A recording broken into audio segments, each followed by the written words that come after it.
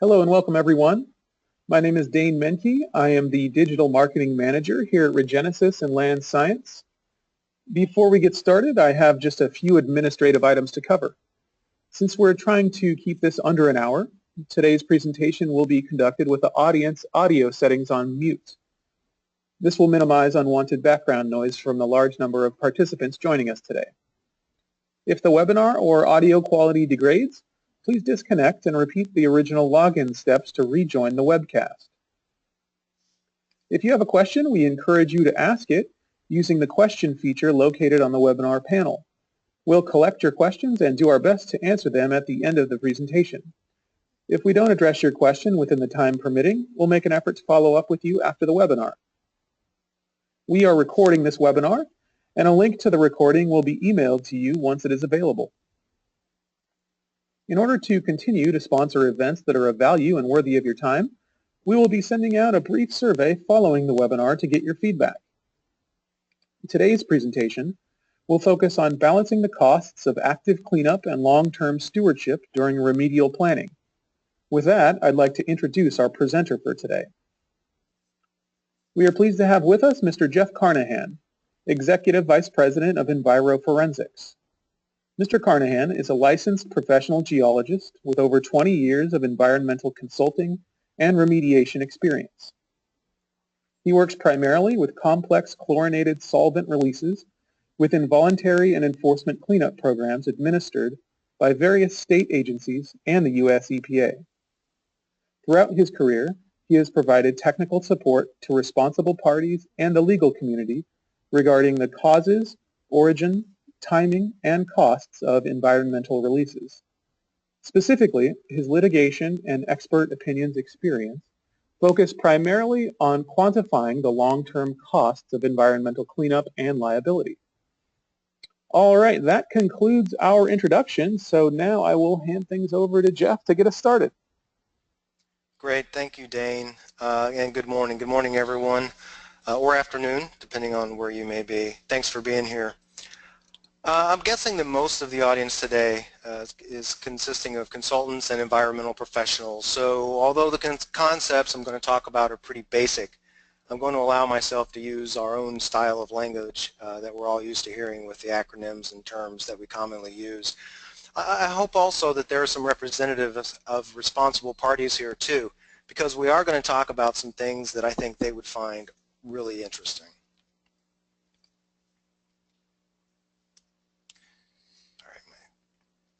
There we go, thanks. So again, I'm Jeff Carnahan. I'm a geologist. I've been an environmental consultant for right at 20 years. I've been very fortunate to have worked on a nice variety of sites, including retail petroleum, platers, dry cleaners, MGPs, steel mills, refineries.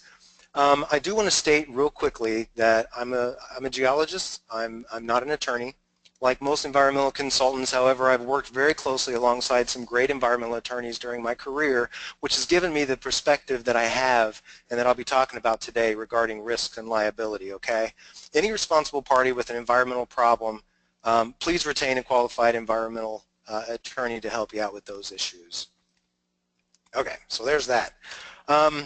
When I joined EnviroForensics about 8 years ago, I became part of a team of experts managing a large number of chlorinated solvent releases, primarily at dry cleaner sites. Now, many dry cleaners are small businesses who have to rely on their past insurance assets to fund the work, and it's a part of our jobs to help them navigate that process as well as clean up their problem. When you get to know someone personally who's struggling with real-world financial and legal consequences that arise from being an accidental polluter, it's really not just about an academic exercise or accounting exercise anymore. You really want to help them get to the end point of their problem, and I mean the real end point. It's important to keep in mind that regulatory closure is really only an interim step in the process of protecting our clients from risk. That's why we have to look at post-closure costs and long-term stewardship in such great detail. Real quickly, I want to say thanks to Regenesis for the opportunity to present in this forum. Like many of you, I started using ORC at petroleum sites almost immediately after getting my first job as a consultant. It's been really fun to watch them grow and continually release better and better products as the years have gone by. It really helps us environmental practitioners help our clients and be more successful.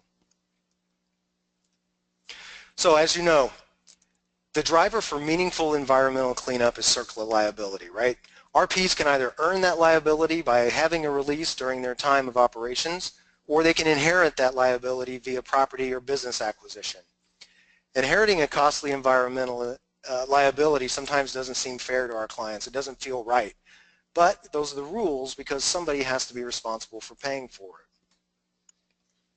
Brownfields programs and the all-appropriate inquiry process can provide some relief, which is great for business, it's great for promoting redevelopment, but they don't promote a meaningful site cleanup beyond exposure pathway elimination in most parts. That's bad for the overall status of the environmental degradation of the planet, right? If we only eliminate risk and don't ever clean up, our ancestors will be walking around on a balloon full of contamination someday. Now everyone agrees that the #1 goal should be preventing or halting human exposure to harmful contamination. But the methods and regulations related to planning for continued risk elimination into perpetuity are still foggy at best. When responsible parties actually accept the need to clean up and restore the environment in addition to controlling risk of exposure, the financial burden increases dramatically, and so does the importance of balancing the remedial effort with the anticipated future costs. For example, the vapor mitigation system on this structure to your left is not nearly as expensive as the remedial effort indicated on the right. Both efforts could be used to eliminate an exposure pathway and result in a regulatory closure. The thing is, however, the cost of that same remedial effort may seem small if the vapor mitigation system is not maintained and that same structure has a different use in the future and a meaningful remedy still has not been performed. When dealing with persistent recalcitrant compounds like chlorinated solvents, like PERC dry cleaning solvent, the threat of future exposure stays around a long time and could become a reality if engineered or institutional controls should fail or be abandoned. So out of this concern, the concept of long-term stewardship has been developed over the past several years as the means of ensuring that risk remains under control when harmful concentrations of contaminants remain in place after regulatory closure. EPA gave us a look at what a long-term stewardship plan might look like when they released their Institutional Control Implementation Plan, or ICIAP, guidance. As a matter of fact, Attorney David Gallay with Barnes & Thornburg talked specifically about the ICIAP during a webinar hosted by Regenesis way back in 2013. So this has been around a while. This has been under development for quite some time. Most recently, the ITRC gave us an online tool to better plan for long-term stewardship. That's available on their website. I recommend that you go and give that a look. I think you're going to find it very helpful for future planning for long-term stewardship. So there are a lot of regulators working on a sustainable process to document, track, and enforce long-term stewardship needs for risk-based environmental closures. That's great, but remember that a well-crafted LTS program costs money, real money. That same money might be better spent getting actual contaminant mass out of the ground. So there's the dilemma. So a dilemma is defined as a choice between undesirable outcomes or making a choice that one doesn't want to make. Do I spend more money now on cleanup, or do I spend more money later on LTS? Cleanup costs are inversely proportional to long-term stewardship costs. As more cleanup is performed, the need for LTS is reduced. Although LTS costs may ultimately be larger than initially conceptualized, common remedial decision-making will typically result in a strategy that relies heavily on LTS following a limited remedy. Another cost component that's often overlooked, however, is the potential legal damages that may be occurred when leaving contaminant mass behind.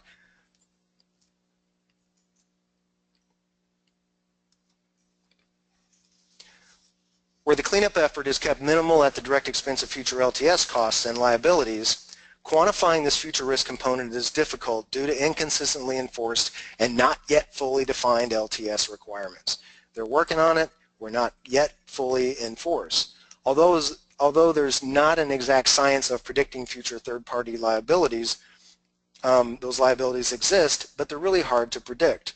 Since these factors are difficult to put price tags on, they're more commonly sidelined during discussions of total project lifecycle costs. especially when there are multiple financial stakeholders involved with making those decisions. Each of those financial stakeholders may have their own hired consultants, and they may have different short-term objectives. The responsible party is probably looking out for their total liability, while purely financial stakeholders may be focused more sharply on the shorter-term goal of regulatory closure. But as we know, regulatory closure is only a milestone. We found that a very useful exercise is compartmentalizing the cost components of the project risk lifecycle prior to designing our recommended remedial approach.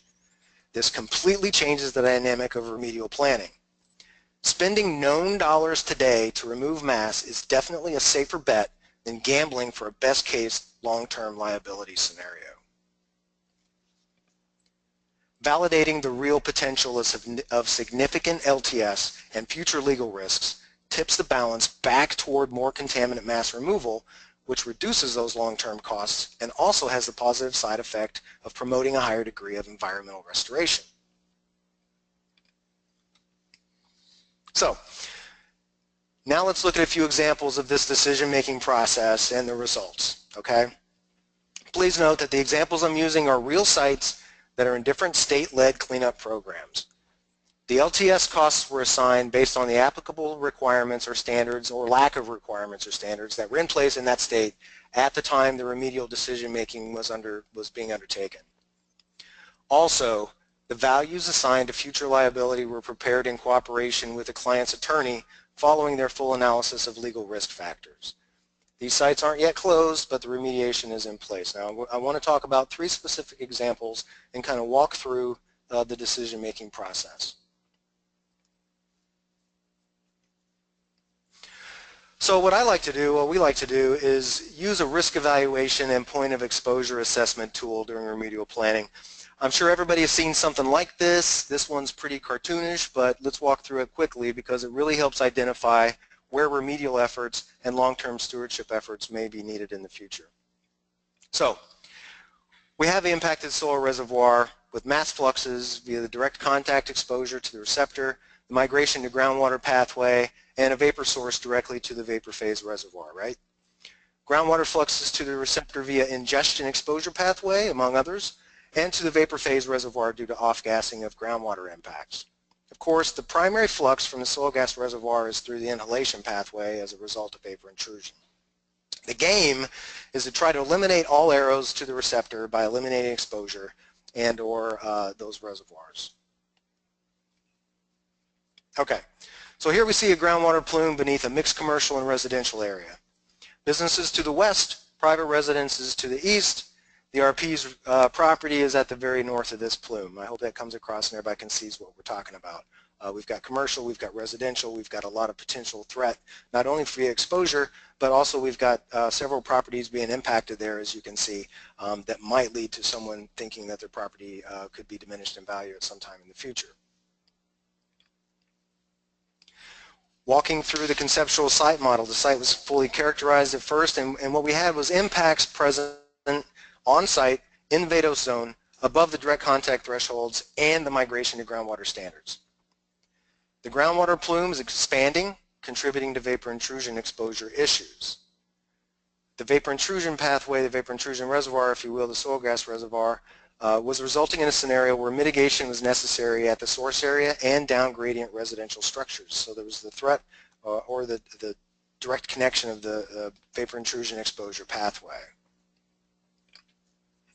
So here's that exposure assessment model for this example. All reservoirs are full, all fluxes and exposure pathways are complete or potentially complete. So that's the starting point for this decision-making process. So as we looked at potential remedial strategies for the site, we saw a couple of different approaches. There's more than 2, obviously, but for demonstration purposes, we're going to limit it to 2 here. Remedial strategy A included a soil excavation to cut the head off the snake and promote future plume stability, and place an institutional control for groundwater usage. You're going to see that one a lot, because when groundwater plume gets below a concentration that it may not make sense to make more remedial efforts, we have to impart that institutional control, because as we all know, the MCL for PERC is 5, and that's really hard to get. So strategy A also included installing and maintaining vapor mitigation systems at the affected structures. So, but what you notice is we don't have any groundwater treatment and no vapor phase treatment. With remedial strategy B for this example, we could add a groundwater treatment component which would stop off-gassing to the vapor phase, knock out the rest of the exposure pathways. So here's how that looks from a cost analysis. Soil excavation, remedial strategy A, $45K. Groundwater treatment, we're not going to do any, $0. VI mitigation, well, we're going to have to take care of those residential homes, and we're going to have to take care of those commercial homes with vapor intrusion mitigation systems, 100K. Long-term stewardship has been estimated to include both VI monitoring long-term as well as groundwater monitoring, because remember, we're not touching this big plume, $445,000. Future liability, again, we've dealt with the attorneys. We've tried to determine what type of potential long-term legal liability may result from leaving these conditions in place. So we assigned a pretty conservative $95,000 there. Again, these are not bodily injury claims that we're anticipating. It's typically got something to do with property value. Total for remedial strategy A, $685,000. So if we want to augment that for a potential analysis, remedial strategy B, soil excavation stays the same, $45K. Groundwater treatment, this time we want to address that groundwater plume and see if we can knock the contaminants down, and what would that do to the rest? Well, you saw in the exposure model previously of what would happen if we got rid of the groundwater treatment. VI mitigation goes away, long-term stewardship essentially goes down to nothing, although of course some of you guys are questioning that. Of course there's an IC component of maintaining that institutional control. But as far as this analysis, it doesn't really come into play too much. Future liability is just a fraction of what would be, because we've essentially eliminated exposure pathways to most of the outlying properties. Total there, $265K. Remedial strategy is implemented. This remedial strategy has already been put into place. Soil source area removal via excavation, that was completed. Groundwater. We treated the plume directly with Regenesis products 3DME, CRS, and BDI. Knocked that plume down. Vapor intrusion pathway elimination via that groundwater treatment, and the anticipated LTS is essentially institutional control monitoring for groundwater usage. Early results, this is what this thing looks like. We've got pre-remediation to the left. I chose a couple of monitoring wells within the area of highest impacts, one being up near the source area, one being a little further down gradient. As you can see, the red line is PERC, the other are daughter products, and you can see that initially, as soon as we injected the cocktail in January of 2016, you saw PERC take a dive in both wells. Daughter products increased as you'd anticipate, and PERC has been pretty much flatlined ever since. Down gradient, our most recent results were non-detect. So I think that's a great result. We look forward to that trend continuing. Wrapping up, example 1, project lifecycle cost, total investigation plus remediation, about $1,450,000. Cost of active groundwater remedy, $200K. Life cycle cost savings due to active groundwater treatment, $420,000. I think this is a great example. I think it really demonstrates my point very clearly. By spending an extra $200,000, which if you really look at the total investigation and remediation is just a small fraction of that, you are incurring significant project savings. So here's my second example. This one we're going to look at a project payoff from the installation and operation of soil vapor extraction system. Don't worry, Regenesis, we got a little product in there for you too. This figure shows a large soil gas plume residing within a deeper sand vadose unit. Note the building to the southwest. That's a 7-story multifamily residential housing unit. Numerous residential structures overlying the plume to the north. Concentrations, as you can see there, really high. Contaminant conceptual site model. Notice I've got 2 soil reservoirs, one shallow soil, one deep soil. Shallow soil impacts are present in excess of direct contact thresholds. Deeper soil holds a very high vapor concentration. Shallow is actually a finer grain unit, more of a loam. Deep soil is actually a pretty well sorted sand. Groundwater plume stable and dilute, not above what we call VIG whistles, VI groundwater screening levels here in Indiana, meaning it's not causing a big problem for vapor intrusion concerns, but definitely above the maximum contaminant levels. Vapor intrusion exposure pathway was complete at numerous off-site properties with basements. So again, let me point out that even though I may say that no further vapor mitigation systems are necessary as a part of the remedy, that doesn't necessarily mean that vapor mitigation systems weren't installed as an interim measure to eliminate risk during the investigation process. So here's how that scenario looks as our exposure assessment model. Note the lack of significant flux from groundwater to vapor phase. The massive soil gas plume was fed mainly by the deep soil impacts. So our two strategies for consideration here. Demo the on-site building, perform shallow soil excavation, in place a groundwater usage restriction, again there it is, mitigate the VI pathway. This would leave that soil gas plume in place and could potentially cause problems in the future. Strategy B, we considered adding a soil vapor extraction component to knock out VI concerns altogether. So as we considered that, here's how those numbers look. Demo and soil excavation, about 265. Groundwater treatment, none anticipated. VI mitigation, a few $100,000 necessary to make sure that everyone was going to be kept safe not only in the present but also in the future. Long-term stewardship, we can anticipate a couple $100,000 there, both ICs and VI, long-term O&M. Future liability, that one we're a little concerned about here. We had several off-site properties. We had that big multifamily, and $250,000 we had for future liability. Total, a little over $1 million. So as we looked at the remedial strategy B, note that although it's much cheaper, almost all the money gets spent in the first couple of years. Whereas in strategy A, half the costs get deferred until later. So if you think back to what I said about gambling, if you will, today's dollars are a better bet when you're removing mass than tomorrow's dollars, potentially when you're dealing with unknown liability. So demo, soil excavation, soil vapor extraction, $265,000, add in $450 for the SVE.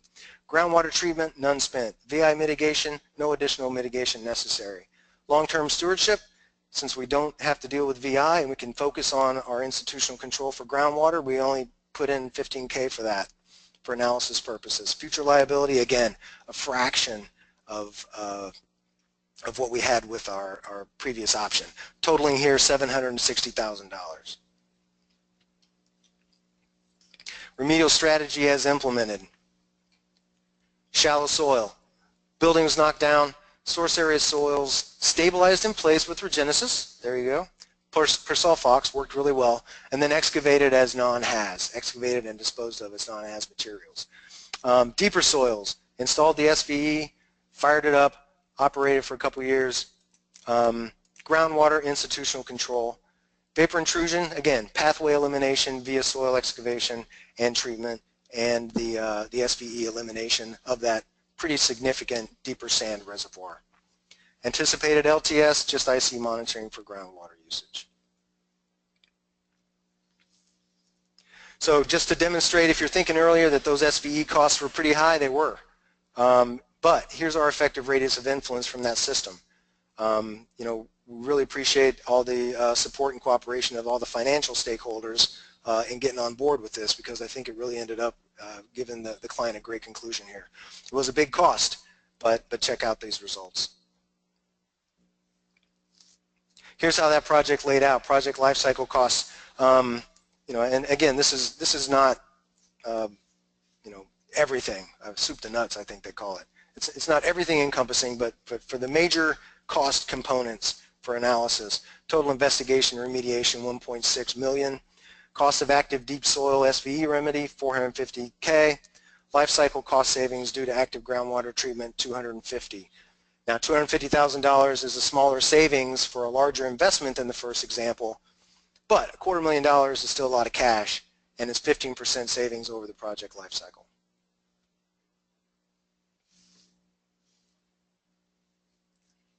So firing right through, sounds like we're going to have plenty of time for questions and answers, but my last example here, I want to lay it out just a little bit differently. Here the third example involves variable degrees of groundwater treatment. So the first reservoir, soil, CSM tells us that sandy vadose impacts were present directly or above direct contact levels and the migration to groundwater thresholds. So both of those fluxes are present, directly contributing to on-site and off-site VI exposures. Groundwater, pretty big plume, pretty complex plume, shallow impacts on site at a depth of around 50 feet below grade. We had a diving plume down gradient at depths 150, 200 feet below grade. The problem is that plume at depth during the middle reaches wasn't causing any particular VI concerns of the overlying residential neighborhood, but down near the leading edge, that plume actually started to upwell up underneath a smaller portion of the residential neighborhood. Vapor intrusion, therefore, so we have pathway was complete at the site, at some neighboring municipal buildings and down gradient commercial and residential structures. But again, potential future risk down gradient for VI. So here I've actually got two components of the risk evaluation and point of exposure assessment. I've got a near source and a down gradient. Near source, as you can see, all fluxes and exposure pathways were present and causing problems. Down gradient, we're focused primarily on the groundwater and the vapor phase.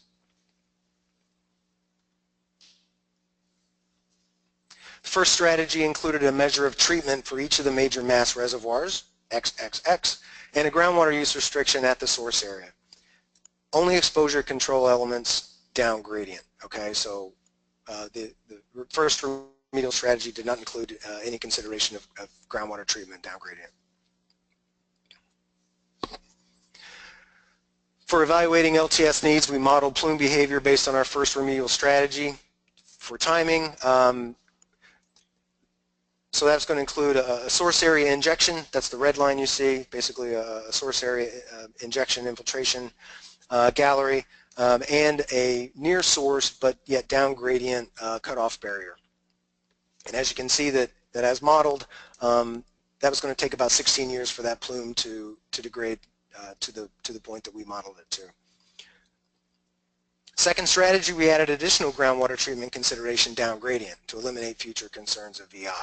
Okay, so this time we're going to go ahead and kick out the VI or kick out the groundwater pathway down gradient. That's going to eliminate any vapor phase PCE problems down there. And as you can see that when this strategy was modeled, time frame was basically cut in half. Again, everybody, I understand these are models, but for planning purposes and for making strategic decisions, I think these are great tools in order to help us make these types of decisions. Here's how the numbers play out. Remedial strategy A, soil excavation plus SBE, $50K, $380,000. Source groundwater treatment, that's a pretty nice price tag, pretty high price tag, $800,000. VI mitigation, $400,000. It's going to be a lot of vapor intrusion, both down gradient as well as up near the source reaches of the plume. Long-term stewardship here, 16 years, vapor mitigation system, groundwater monitoring, $825,000. You get a lot of vapor mitigation systems, and you get a lot of long-term stewardship costs associated with that. Future liability, pretty significant, $375,000, totaling a little over $2.8 million. Now, remedial strategy B, we're the same in the vadose zone, soil excavation plus SBE, source and down gradient groundwater treatment in this model, totaling $1.4 million. That's a pretty decent chunk, and that's money that you're spending pretty quickly up front, no doubt. But look at VI mitigation. VI mitigation didn't have to be an additional component of post-closure analysis. Long-term stewardship, again, IC monitoring, that's about it. Future liability, just a fraction, $75,000. Total project cost, 1.9 mil.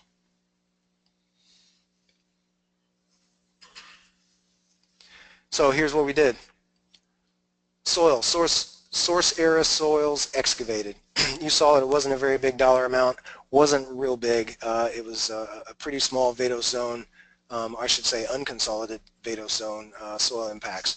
SVE system installed and operated for deeper vadose zone. In this case, it actually turned out to be a bedrock application, a sandstone, which was really intriguing. Engineers did a great job on that. Source area groundwater treated with Regenesis 3DME, CRS, and BDI again. This is a great combination for us. It works really well. Cutoff barrier, also part of this analysis, or pardon me, part of this remedy, barrier wall or a cutoff wall with plume stop installed immediately down gradient. And we do have plans to install the additional plume stop cutoff barriers down gradient. Down gradient vapor intrusion, pathway elimination, done. Anticipated LTS, again, IC monitoring for groundwater usage only. Early results, here's how it looks. Pre-remediation in 2016, that red blob that you see there is anything over a part per million. Pretty significant compounds or pretty significant concentrations. Post-remediation, fall 2016, and again, this is only after the source area injection. So you can see the concentrations, we've got an order of magnitude reduction in 6 months' time. Post-remediation spring, we're still on the same order of magnitude, but you can see that the extent is starting to, or continuing to decline, I should say. Here's the way we're hoping it all plays out from life cycle. Remember, we've got a little bit more work to do on this one, but the analysis has proven true in other examples, and we're hoping that it's going to be the same here. We have faith in the technologies. Total investigation and remediation, 3.8 mil. Cost of down gradient cutoff barriers, $600K. Life cycle cost savings due to groundwater treatment, $925,000.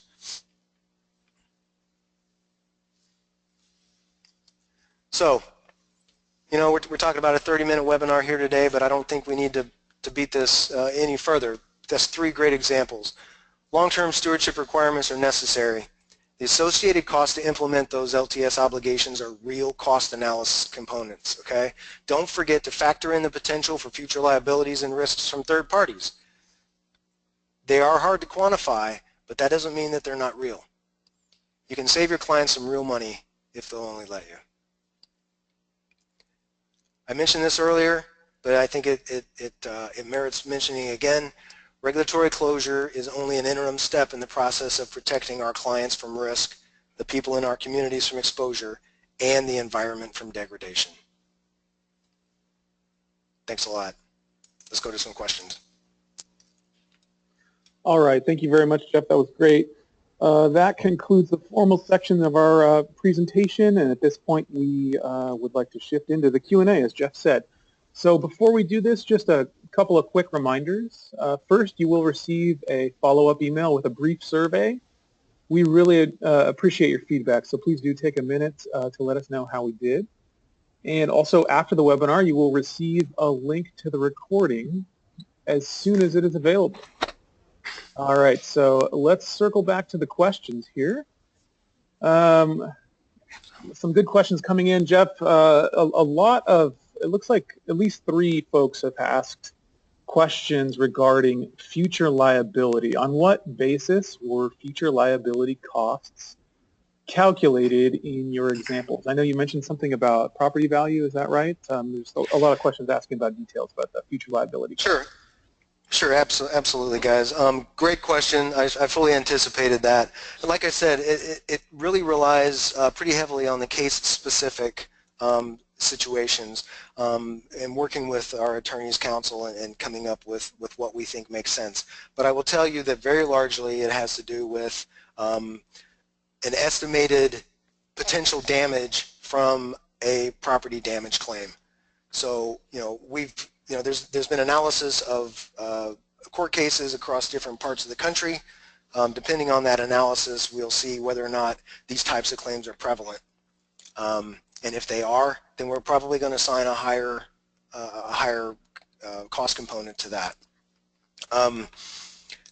At times, if it's not a very volatile situation from that perspective, we might figure out how many different parcels we have, assign an average damage to that, and then maybe even take a component or a factor of that, be it 50%, 75%, 25%. It's really hard, again, to quantify bodily injury claims. They come up every once in a while. They don't come up all that often. And even when they do come up with these types of compounds, you know, their success in getting or demonstrating a real risk or a real damage just hasn't really shown up in the case law. Okay. All right. Thank you very much. Let's see here. So next question. This sounds like a good question. Overall, how receptive have your clients been to seriously calculating long-term stewardship costs? Well, you know, that again, they're very open to seriously considering it and evaluating it. As I mentioned earlier, we're in a bit of a unique scenario in that a lot of our clients actually have the benefit of historical insurance assets. We work very closely with the insurance companies. They are very open to this kind of analysis, and they really do appear to have a great idea and a great feel for the risks. I will tell you, though, that most of our private clients will also really understand this, because remember, I'm dealing with a lot of small business owners. These guys are half the time scared out of their wits, and they want to do anything to help limit their long-term liability. A lot of times they're looking for an exit strategy. Dry cleaning isn't as great as it used to be. It's not as good as a market as it used to be. They're looking for an exit strategy. I can't tell you how many times people tell me, I just don't want to leave a problem for my kids. And so they're very motivated to do whatever they can do, even if it's their own money, to eliminate risk on the back end. Well, that's interesting. Okay. All right. So let's see here. Next question, several questions related to vapor intrusion. This one asks, how might your cost-saving analyses differ if VI isn't a component to remedial action? Well, I think that that's a good question, which means that if you eliminate the vapor intrusion or the soil gas reservoir from those analyses, you know, long-term stewardships, I mean, from what I've seen, ICIAP guidance, the ITRC stuff that just came out, and then also from dealing with different state agencies, I'm seeing a lot of agencies want significant groundwater monitoring if you want to leave significant mass in place. It's not just the IC monitoring. You know, if we're lucky, we'll be able to get them to agree on a limited monitoring well network, maybe some plume line stuff, maybe reduce to annual or even to 5 years. But the problem is, if you've got significant groundwater impacts in place and you need to monitor them over the long haul, what's the right number? 30 years? How long is 30 years of monitoring, even if you do it every 5 years? Those turn into some significant dollars. And you know, so when you start adding that up, it really becomes a significant component. Okay, all right. So let's see another, looks like a possibly related question here. For your examples, were there soil gas conditions that required action? If so, how were soil gas conditions remediated? Or did soil gas naturally attenuate during groundwater remediation implementation? Right. The second example that I showed where we actually had a significant sand soil gas reservoir, you know, that one did actually require evacuation through the SVE, and that was what we talked about. For the, and again, the third example, we had significant SVE up in the source area where it was causing a problem. The first example, we actually had a finer grain material, and although the soil gas reservoir was there as an analysis component, dissipated pretty quickly because groundwater table was pretty shallow, and a lot of off-gassing straight into preferential pathways, directly into basements. So the soil gas reservoir itself was not voluminous, I'll say. Oh, real quick though, Dane, the first part of that question was how did we address it? Anytime that there's a vapor intrusion exposure identified, mitigation immediately to stop that exposure pathway is always the course of action. Okay, great. Yeah, and actually that that same person did ask a second part to that question, which you just answered, which is was interim VI mitigation required. So thanks for noting that. Okay, so a few more questions here. A couple questions regarding plume stop, which is great. The first one is how is compliance monitoring handled? Down gradient of a plume stop injection. And then also with plume stop injections, are VI concerns completely mitigated or is there still a VI concern? So if you might handle those couple questions about plume stop. Sure, let me see if I can get those in my memory bank here. So the first one, how is compliance monitoring handled down gradient of a plume stop injection? From what we've seen so far, it hasn't really changed. It's not different from compliance monitoring from any other type of remedial action. You know, you will make your injection, it starts its process, and we start monitoring the down gradient. We monitor the plume down gradient of that injection point and watch concentrations decrease. Those concentrations are locked up in that product and do not cause concern for VI. So it eliminates it from the plume or from the I'll say from the dissolve phase, the mobile phase. Okay.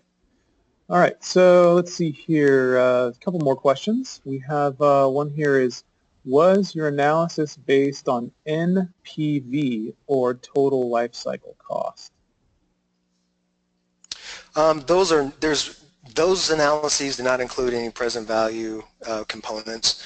If we really are digging into the full scale costs, in other words, you know, if we have to really sharpen our pencil and know exactly, and we are talking about long-term stewardship components that might be 30, 40, 50 years, we definitely will do a present value analysis of that, and we do that. So it's, but you know, the thing is though, if we're able to seriously evaluate a remedial strategy that eliminates more mass up front and we get to knock that 50, 40, 30 year time frame down, you know, the present value analysis becomes less important. All right. Okay, great. So another question here is regarding the institutional controls, or IC, if you as you refer to them. Regarding the institutional controls for groundwater, are these generally related to a regulatory prohibition on use of groundwater for drinking water, or were there other aspects? The one that we commonly use, and that's we see it in the Midwest anyway, pretty frequently, is just a groundwater usage restriction, meaning no wells, no groundwater usage, period, for on-site groundwater. Now that does vary from state to state. I think a lot of states don't even really quite yet know what to make of it, and so the regulations are, or the requirements are a little fuzzy right now, but that's what we use. We assume no wells. All right. Let's see here. Another question is, under what conditions are long-term stewardship only solutions the right solutions? Well, I think that, you know, how do you define right, I guess, but the deal is, like I said, the number one concern is eliminating risk. The number one concern is eliminating, I'll say, exposure, pardon me. If there is, you know, if you've got $12 and you spend that $12 to tell everybody to get out of the house, then that's all you can do. You've eliminated vapor intrusion exposure, and you've taken care of that. You know, that doesn't mean that the problem has gone away, but you use the resources that you've got to the best extent and to the best result possible. Okay, great. Thank you very much, Jeff. That's it. That concludes our presentation today. Before we sign off, just a few reminders. First, you will receive a follow-up email with a brief survey. We do appreciate your feedback, so take a minute to let us know how we did. And you will also receive a link to the webinar recording as soon as it is available. And also, thank you for your questions today. If you would like more information about environmental engineering from EnviroForensics, please visit EnviroForensics.com. And if you need immediate assistance with a remediation solution from Regenesis, please visit Regenesis.com to find your local technical representative, and they will be happy to speak with you. Thanks again to our presenter, Mr. Jeff Carnahan, and thanks to everyone who could join us. Have a great day. Thanks, Dane. Thanks, everybody.